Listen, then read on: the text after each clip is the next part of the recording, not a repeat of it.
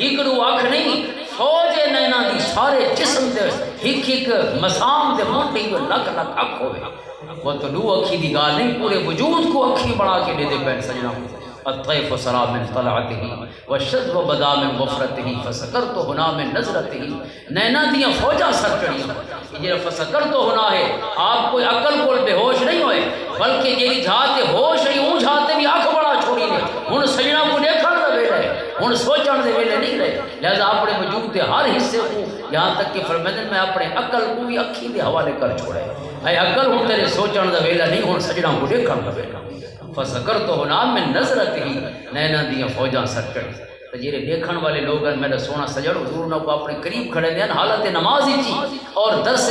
یا حضور حلقہ ہوتا ہے تو اسی چی سب تو قریب باندھے ہیں تو سب تو پہلی چیز کیا ہے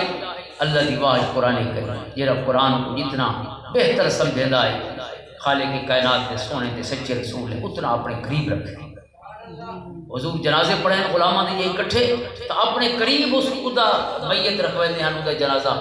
اگر اکٹھے جنازے ہیں تو ان دا جنازہ حضور دے قریب ہوندہ ہے جسد خاکی جرا قرآن کا بہتر عالم ہوندہ ہے چاہے وہ بدر دا موقع ہے احد دے تو خیر مختلف روایات ہیں برحال دیگر جتنے روایات ہیں احد دے تو حضور نے کئی جنازے پڑھے چونکہ 72 جنازہ دا ذکر 70 جنازہ دا ذکر لیے 70 شہداء دے 70 جنازے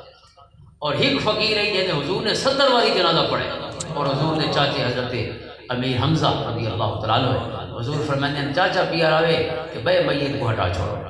چاچا پیار آوے کہ بیا میت ہٹا چھوڑو یعنی ایک میت بیا تبدیل ہوتا رہی ہے لیکن چاچے دے جسد خاکی حضور کے سامنے ہے اور جسد خاکی دی کیفیت کیا ہے چاچے دے جسم دے آزادی وہ بڑی بدی پئی ہے سامنے کیونکہ جسم دے ٹکڑے ہن جے میدان بکھرے ہوئے اکٹھے کر کے حضور کے سامنے رکھے